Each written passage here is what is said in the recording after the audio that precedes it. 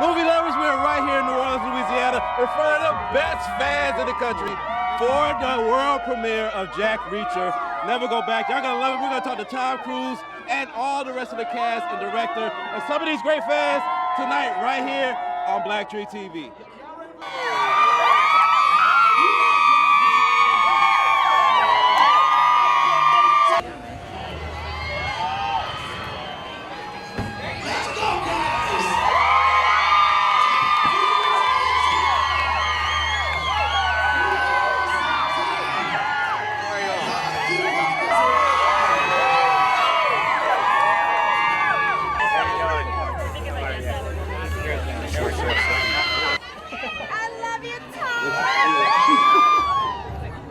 Hi, Tom. Good to see you again. Good seeing you again, man.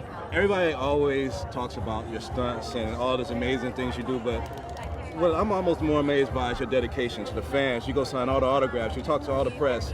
Why is that so important to you as a producer and actor? You know, I think it's just important to me as a human being. You know, I make movies to entertain people, and for them to come out, it's fun. You know, we shot the movie here. I want to share it with them. You know, I make it for them. So it's also just something I really enjoy. I love it. I look forward to it, and you know, when I'm making the movie, I think about this moment when I'm. Thank you all. Thank you all. Thank you. I will. I'll sign that for you.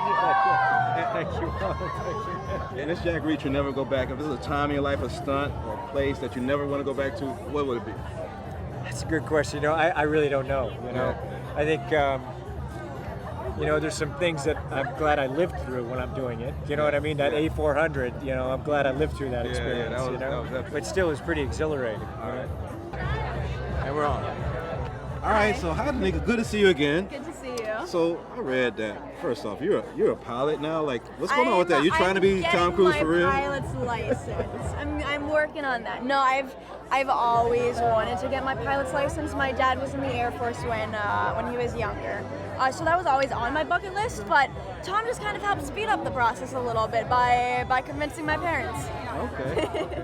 I'm here with the writer, and you always have such appreciation for screenwriters, but especially novelists. I mean, I know you're all kind of in the same family, and Jack Reacher's reached hundreds of millions of sales and everything. But what books inspired you growing up to, like, what series was it that really started getting you as a reader to inspire you to be a writer? That's a great question, and I think it's very important too, because you know, everybody needs to read, and then you don't necessarily become a writer, but you're a better person by having read. And I started with all the regular kids' books. You know, there is no kind of secret magic formula to this. Just read, read, read. Practice living in a different world in your head. And if you are, I was a poor kid trapped in a pretty poor part of town. And yet I traveled all through the world in my head because of reading, and that's something that is free and it is exciting and everybody can do it. Do you, with the different change in technology where people are doing iPads and e-readers, does it change anything for you as an author when people are incorporating reading and different methods now? In principle, it doesn't make any difference. You know, it's about the story. And you could hire Scarlett Johansson to go around and whisper it in somebody's ear, and it's still the story. You know, the method of delivery is not really important, as long as it is sustainable. And you know, what would really be a drag is if you were reading electronically and the battery went out, just in the exciting part. So a book, the battery never goes out, and you know, a book is a perfect product, and I hope it's around for a long, long time. And last question, the title of this one is Jack Reacher, Never Go Back. If there's a time in your life or a place that you would never go back to, what would you say it is?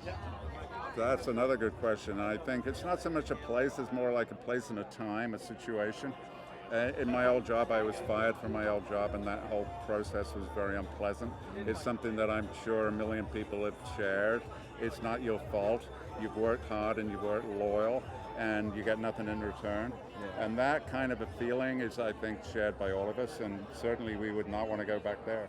All right, so we're with the director of Jack Reacher, and some of my other favorites, like I really love Glory and Last Samurai, but my question for you as a director is, like, if you was I think of you guys as coaches, and if you was coaching Steph Curry, you would design the game for jump shots. Yeah. When you have a consummate professional like Tom Cruise that does his own stunts, how do you direct for that? That's a really good question. You know, we use sports analogies a lot.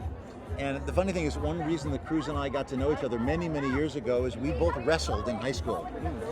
And that's a very particular mentality, that wrestling thing, where you just have to get down and you have to make weight and you have to be extremely disciplined. And I know that he won't quit. I can ask anything of him. I can push him, and I know that he will literally die trying.